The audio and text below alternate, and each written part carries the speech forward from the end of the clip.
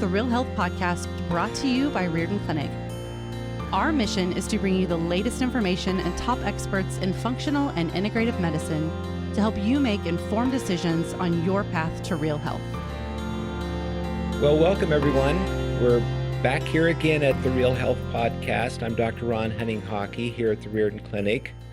And today we have the distinct pleasure of interviewing Mr. Fred Evrard. Did I pronounce it right, Fred? Perfect, I have French accent. Okay. Fred has done what many of our patients want to do. We're seeing more and more cancer patients these days. And Fred was diagnosed with cancer here a while back. And he did use some conventional therapy, but he made a very strong push on natural therapies. And he wrote a book about his experience. The book is called How My Immune System Beat Cancer. And so, Fred, thank you so very much for coming on our show. Hi, Dr. Ron. Thanks for having me. Yeah, so I know our audience, they're going to be very curious not only about what you did, but also the fact that you did do an integrated approach. You evidently you had a type of. Why don't you tell us what type of cancer did you have, and how did you find out about this, and what were some of the initial things that you did? Well, we have a colon cancer history in my family, on my father's side of the family, and pretty much all men on that side died of colon cancer. Wow. So I knew there was a history, there was a terrain here, but I'm a martial artist. It's my profession. I've been practicing martial arts for 45 years. Had quite a healthy lifestyle. Probably not perfect, but I've been eating organic food for the past, 30, 35 years. Always tried to eat as healthy as possible. I never drank alcohol in my life, never smoked, never had soda, never had coffee. So I had a pretty much healthy martial artist lifestyle, we could say. So I really was, I thought, and that maybe that was a little too naive, but I thought that my lifestyle would protect me from the family disease. You know, and this is something that we get all the time is doctors or my patients will say, "Doctor, I was healthy and I got cancer. It's just not fair." But usually there's something else that's going on that sets you up for it. But go ahead. I didn't mean to interrupt you, but you're telling the story that I hear a lot. Yeah, I'm sure. And that's where I try to make the difference. I always say I was trying to be as healthy as possible with the knowledge that I had at the time, which now, with everything that I've learned, was not perfect, of course, who can be. And there was also a lot of other factors. And we both know that cancer is multifactorial. Right. And I also thought in my healing process that healing would by necessity be multifactorial. Good point. And so, yes, I had a terrain. I had a genetic predisposition to colon cancer. And it started with some blood in my stool. I first thought it was an hemorrhoid or something like that. So I went back in France. I live in South Carolina. I went back to France to be tested. And that's where they told me it's a stage 3, borderline stage 4 colon cancer. And it's because of the size of the tumor. The tumor was 10 centimeters, very close to the anus and the sphincter muscles. So because of all those, plus my family history, they told me it's urgent. Yes. I mean, you're in danger. We have to start chemo and radiation and surgery right away. So the protocol that they gave me was 1 to 2 rounds of chemo, so 12 to 24 sessions, then radiation, and only then a surgery that was very risky. So, of course, that didn't, make me feel very safe and very good. No. So that's where I start thinking and start searching and try to look for something else. Yeah. So you were back. You were basically pushed against the wall. You really didn't have much choice, and so you did go into a conventional cancer treatment program. Isn't that right? Not right away. So what happened is Quick, going back to the origin of the story, I thought I was as healthy as possible, but I didn't put into consideration, I didn't take into consideration stress, fatigue. I have an international business of martial arts schools around the world, and I was on the plane 6 months out of the year, and I was in South Carolina, then I was in Paris, then I was in Singapore, then I was in Japan, then I was in Europe, then back to the US. I mean, I was traveling all the time, and I think my organism was just exhausted. That was also a big part of it. Not the only part, but I think that was part of it. Well, the pandemic was going on kind of during that time as well, or at least the early stages of it. Absolutely. So I was diagnosed in September 2020. And of course, the pandemic really hurt my international business. All my martial arts studios closed around the world. So I had very, if not zero finance. It was very stressful. Yeah. Plus, I was at the end of a very long and very stressful green card process to move from Singapore to the US. So all that really was probably a lot for my body. And as much as the terrain, the genetic was there, I think the stress and the fatigue was the trigger. So we could kind of think of this as a scale, and even though you were doing many good things for your body, stress, you were eating well, you were in top physical condition, it's almost as though the stress load tipped the scale farther than what your body could accommodate. Absolutely. That's exactly the way I see it. Yes. Okay. So what happened then? So I'm in France, and they tell me the diagnosis, and then they offer me this treatment, and they tell me you have to start right away. And my answer was no. I mean, my wife is in the US, my life is in the US, I'm going back home. And the oncologist looked at me like if I was crazy and said, no, you got to start, like, we're going to put you a plug and you're starting tomorrow. And I said, no, it's not possible. Give me a few weeks and I'm going back home. So I went back to the US. Of course, I had to redo all the tests again, the PET scan, the MRI, the blood test, the colonoscopy. And the diagnosis in the US is exactly the same. The prognosis is exactly the same. And the protocol is exactly the same. And then I look at my US oncologist and I tell him, no, I'm not satisfied with the odds. So that's not what I'm going to do. I'm going to start with a 21-day fast. So I've been into fasting for quite a while. I do intermittent fasting and I did few prolonged fasting in my life. So, and I've read the research of Professor Walter Longo in California. Yes. On fasting and the benefits of fasting for cancer patients, whether they do or do not use chemo. So I wanted to try that first, and that's what I did.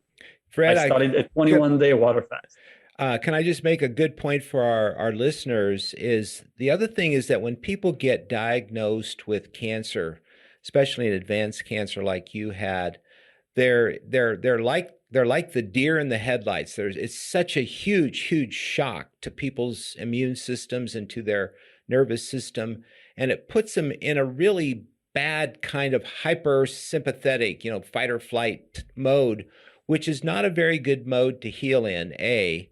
And then B, because it causes a lot of inflammation. B, I think people have not come to grips with the fact that they've been diagnosed with a life-threatening disease.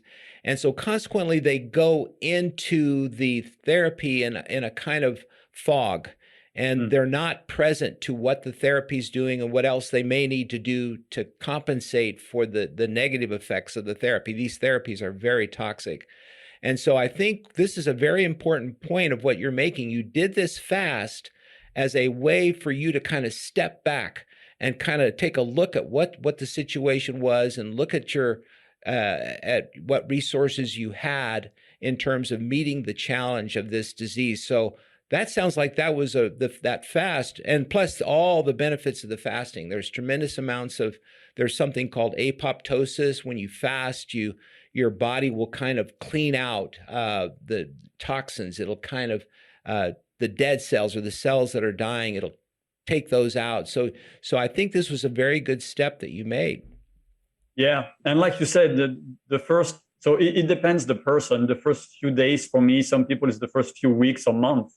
But you freeze. I I couldn't eat. I didn't fast at the beginning because I wanted to, but I couldn't eat. I was so upset, and Yes. and I really felt that there was nobody at home. There was nobody there. And when I was facing the oncologist, I felt like a puppet. Not that he was trying to manipulate me or anything, but it's not what I'm saying. But that's how I was feeling. That if the guy tells me turn left, I would turn left. If the guy tells me turn right, I would turn right. If he tells me to jump, I would jump. I mean, you're in a fog. Your brain is frozen, basically. You feel It's helpless. You feel helpless. And so, yeah, that's not a good state. Absolutely. So for me, that lasted 3 days. For 3 days, I was miserable. I couldn't do anything. And after 3 days, I slapped myself in the face and kicked myself in the butt. And I told myself, look, this exactly what you said, this fight or flight situation, that's what you've been training your entire life, doing martial arts for 45 years. I'm 50 now. I started when I was 5 because I was born in a martial arts family. And I should have been ready for that. That's what I told myself. And after 3 days, I woke up, I get out of this fog and told myself 3 things.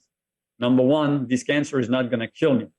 I never used the word my cancer. It was always this cancer. Yes. Number 2, what doesn't kill you makes you stronger. And number 3, may food be thy medicine. And I lived by that for, well, ever since, basically. Yeah. No, I agree. I tell patients, a lot of them talk about my cancer, and I say, no, this is an illness, and certainly, but you're making the cancer bigger than you are, and that's going to perpetuate your sense of helplessness. You got to get bigger than the cancer and start making decisions that's going to help you find a way to overcome the illness. And it sounds like this is how you kind of had to psych yourself down and get calm and get grounded in order to develop a plan that would fit how you feel about the whole situation.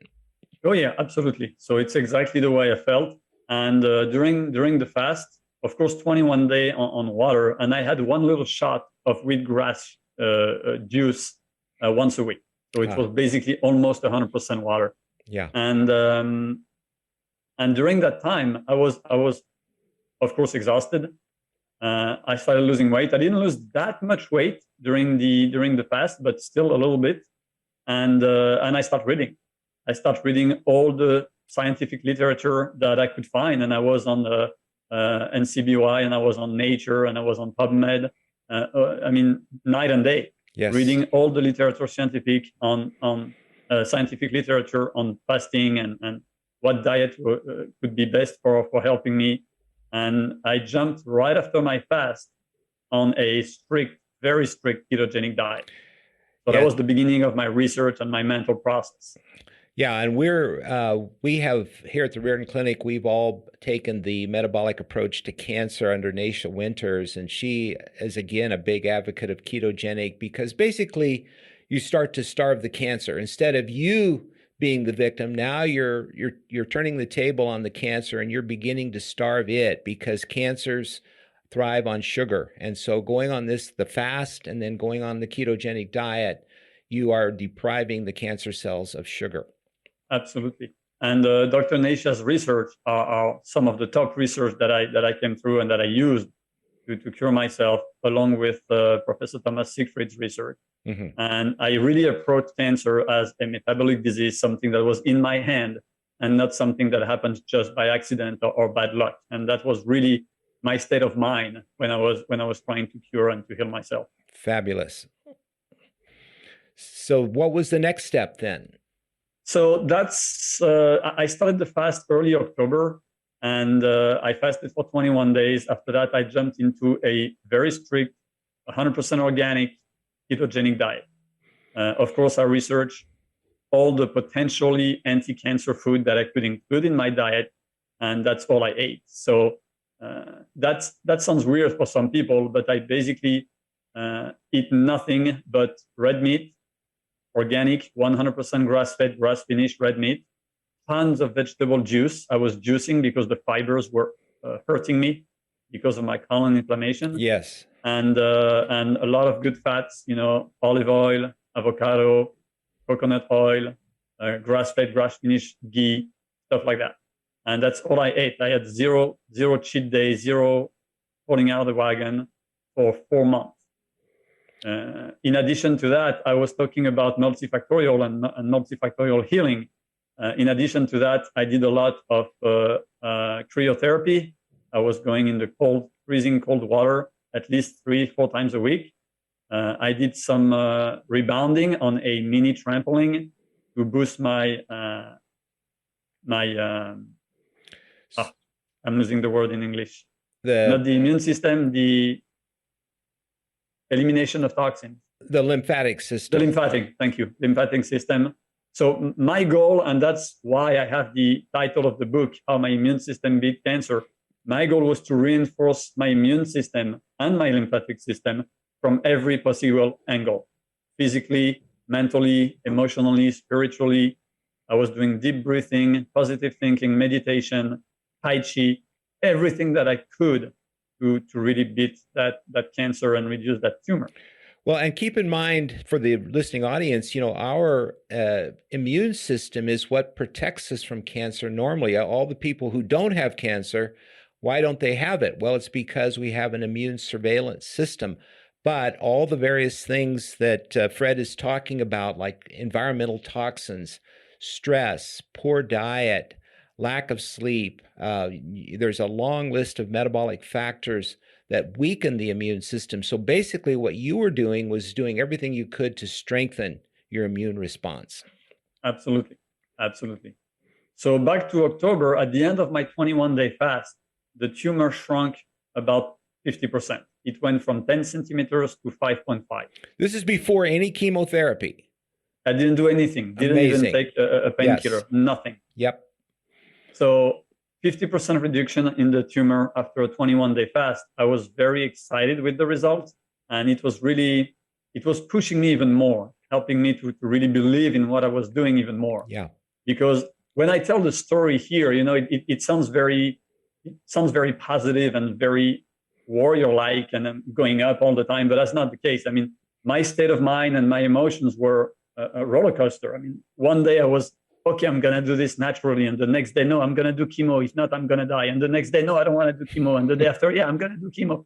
So it's crazy what's going on in your head when you have a life-threatening disease. And that was the case for me. Really, I was going up, but like this. Yeah. I think a lot of our patients who are dealing with cancer would definitely identify with that state of mind. It's a very, very turbulent time in a person's life, and so anyway, I think I remember from your book that even though the tumor did shrink, you were still having quite a bit of pain and issues. Yeah. So the tumor, they discovered that after doing an MRI, the tumor was on a nerve. So the pain was excruciating. It was horrible. And even when the tumor was shrinking, the pain didn't go away, and I didn't know what to do. So now we're in November, and I'm better, but in my head, because of the result that I saw after the fast. Yeah. But my body is telling me something else. Yeah. The cancer is eating me from inside. I went from 70 kilos to 49 kilos. So now I'm nothing but bones and skin. There's no more muscle. There's no energy. There's nothing left. And the pain. I was in tears night and day. Yeah. At some point, when people ask me how much pain I was in, I tell them, if 0, you don't have any pain, and 10, you kill yourself because you can't take it anymore. I was at 9.9 24/7. Wow. So it was absolutely horrible. Even when I talk about it today, I'm still emotional because it's like engraved in my body. But so I went back to see my oncologist. He was nice enough to follow me, even though I was not doing anything he was telling me to do. But he kept doing blood work every 2 months, MRI every 3 to 4 months. So he was a nice guy. He really followed me and helped me through that. Which highlights the idea that, with integrative oncology, we encourage our patients to develop a strong relationship with their oncologist and help them understand that, we're not trying to sidestep them. We're trying to promote the innate healing processes of the body. But in your situation and in so many cancer patients' situation, we need the oncologist. So this is the importance of the integrative approach. Yeah, absolutely. So I went back to him and I let him know about my pain. And he told me, look, I know what you're doing. I know what you're trying to do, but I can only encourage you to do chemo. I know what you want, but I can almost guarantee you that after 5-6 sessions of chemo, we will have a good control of the pain. So I accepted the deal of 6 sessions of chemotherapy. Of course, being a follower of Walter Longo's research, I fasted before the first chemo. Right. So I fasted the day before, the day during. Then there were 3 days at home with the portable chemo. One day at the hospital and 2 days at home, 3 days altogether. So I fasted the day before, the 3 days of chemo, and the day after. So 5 days of fasting, wrapping around the chemotherapy session. And first session was great. I mean, I didn't have any side effect. I was not tired, or at least not more than before. I wasn't sick. I didn't throw up. I was not constipated. All of the symptoms they told me I would have, I didn't lose one single hair. I didn't have them. Then comes the next session, my second session, a few weeks later. And I thought to myself, I like to experiment on myself and know what's going on inside the human body. So I told myself, is it the fast? Or is it that kind of chemo? Or is it my immune system that is maybe stronger than most people because of the martial arts? Let's try not to fast and see what happens. So I didn't fast before, during, and after the second session of chemo. Dr. Ron, I was sick like a dog. Oh, man. I thought I was going to die. I couldn't go to the bathroom. I was on the floor in pain. I was throwing up every 2 minutes. It was horrible. Then finally, I get a little better. The third session comes, and I'm going to fast. Now you're going to fast again. I promise you, I did fast. Yeah. So I fasted, and again, zero side effect. Wow. Nothing. Now that's a controlled experiment. An N of one. You're the only participant in that case, but there's a lot of other research that verifies your experience. Yeah, that was my experience, and it was night and day between fasting or not fasting during chemo. And at the end of the third session, I didn't have any pain anymore. I still felt a little inflammation, but it was not horrible like it was, and I felt that I could live my life again finally. So I went back to my doctor and I canceled the session number 4, 5, and 6. And at first, they didn't want to take the plug out of my body because they told me, you'll be back next week, I promise you. And I didn't, because the pain didn't come back. And they finally took the plug off, and that was it. That was my 3 sessions of chemo, and I felt much better. But during this time, you were using all the other modalities of integrative type care that would help you. And you might just talk a little bit for our audience in a little bit more depth about you did the fasting, but you were also doing other things. What were those? Absolutely. So I was doing fasting after my 21-day fast. I was doing long 24 hours, 36-hour fasting every week. Mm-hmm. So I didn't eat at all from Saturday night until Monday noon. Okay, so basically didn't eat at all for the whole Sunday. Mm-hmm. Then I was on intermittent fasting, 1 meal a day, every single day. I broke my fast. At the beginning, I couldn't do any sports, any activity, anything physical. But as I get better, end of November, December, I started training and working out and doing my martial arts again. So I was breaking my fast after my training, basically having an early dinner. Strict ketogenic diet, 0 sugar, 0 carbs, not even fruit, nothing that has carbs in it, except the very little that you find in vegetable juice. Right. Of course, cold exposure was a very big thing of mine. So now we're in December. I live in the Blue Ridge Mountains in South Carolina. So now it's 27, 26 degrees outside. And every morning I get out in my underwear and I walk my dog in the snow, no shoes, no clothes, nothing. So that's my first cold exposure of the day. And then a few hours later, I drive to the waterfall and go with my dog into the waterfalls to boost my immune system, to reduce inflammation, and all the good stuff that we know that happens when you do cryotherapy. And most people don't understand that therapy, but it's a type of what we call hormesis, where you're purposefully stressing your body in a controlled way that when the stress wears off, you're stronger because of it. Now, so that has to be done in an appropriate way, which it sounds like you're an expert at and you made full use of it. Absolutely. An expert, I don't know, but I used it tremendously, and I was really counting on hormesis. Whatever doesn't kill us, makes us stronger. That's exactly what it is. In addition to that, I also had some food supplement from Dr. Maurice Israel in France, which he calls the metabolic cancer healing process. And that consists of high doses of vitamin C, high doses of vitamin D3 and K2. What else? Garcinia cambogia, and high doses of melatonin. So I use melatonin a lot. Yes. Every night. And that's great. Yeah. And so there's a number of strategies along that line. Dr. Linus Pauling, in his famous research in Scotland, he did IV vitamin C for 10 days, but he followed it with 12 grams of vitamin C daily on all of his patients. And these were stage 3 and stage 4 cancer patients.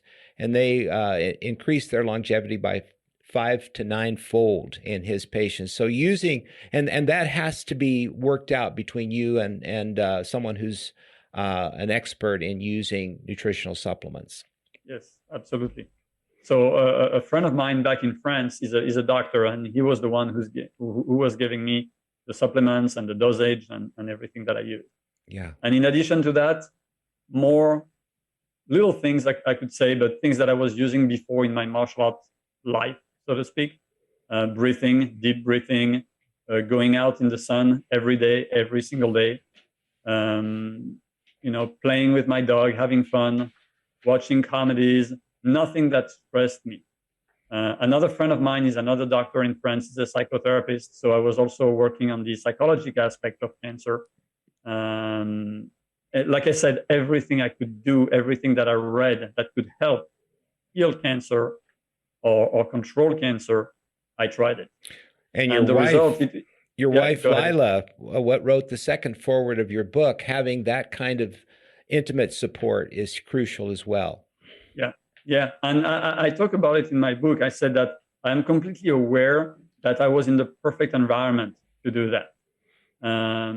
But if I didn't have the finance, if I didn't have the support from my family and friends and doctors, if I was in a very noisy, very polluted environment, maybe things would have been different. I don't know. I cannot say.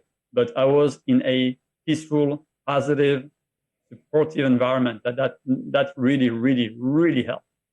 At no point in time, a member of my family or my wife or my parents told me, "You're crazy. You got to do your chemo. You got to do your radiation. It's not going to work. You're going to die."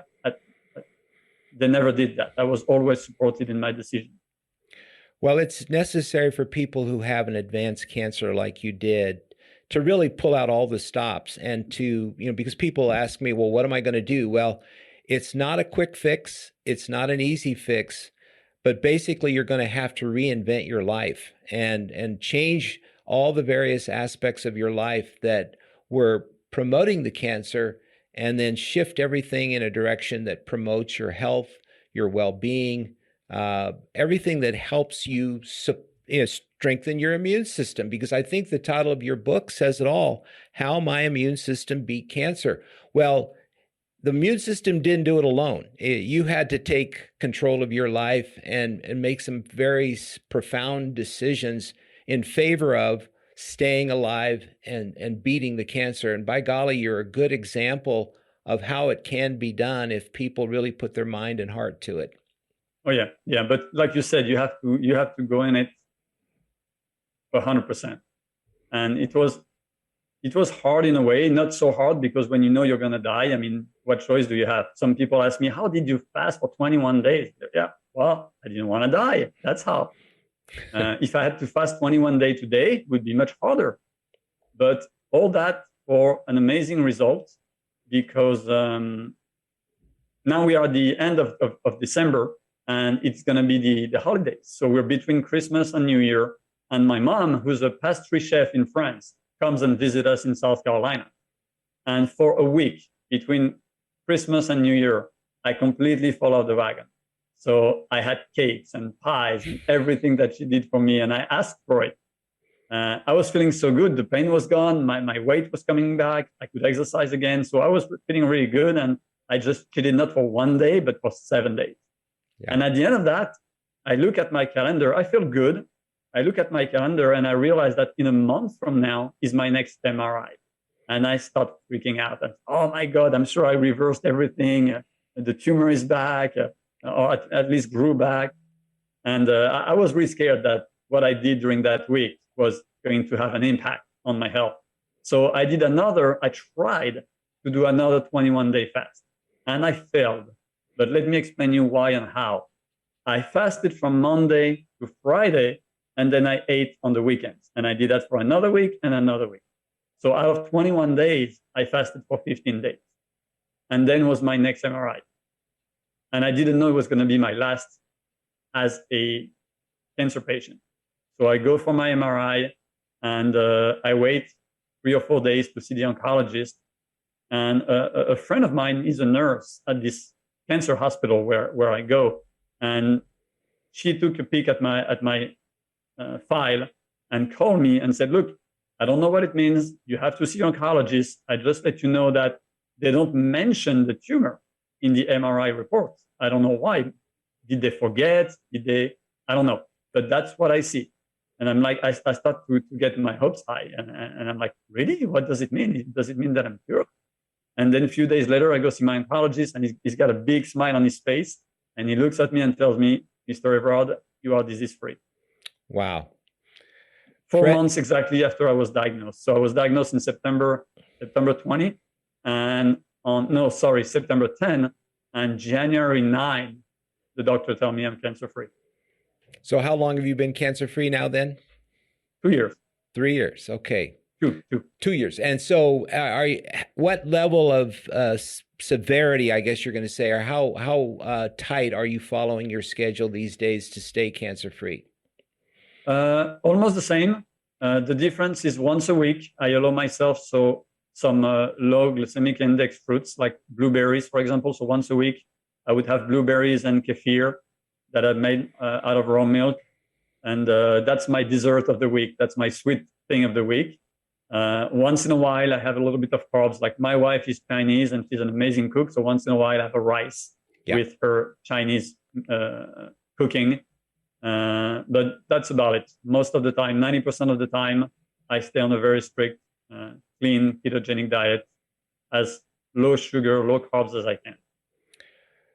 So Fred, thank you so very much for being on the Real Health Podcast. I hope everyone who has cancer, dealing with cancer, or knows someone who's dealing with cancer, pick up Fred's book, because it's a blueprint. It's there's not a whole lot of words in it. It's very, very simple in its explanation of what he did to move from a pretty dangerous cancer state to a remission state right now, which, as you just heard, he's working very hard to maintain his remission as well. But it's not like total misery. It sounds like you're back living again and enjoying life, and you have a great prospect of staying well at this point, now that your stress is down and you're using all these wonderful metabolic approaches. Absolutely. Well, thank you so much for having me. It was a pleasure talking with you. Thank you, Fred. Thank you. Thank you for listening to the Real Health Podcast. If you enjoyed this episode, be sure to subscribe and leave us a review. You can also find all of the episodes and show notes over at realhealthpodcast.org. Also, be sure to visit riordanclinic.org, where you will find hundreds of videos and articles to help you create your own version of real health.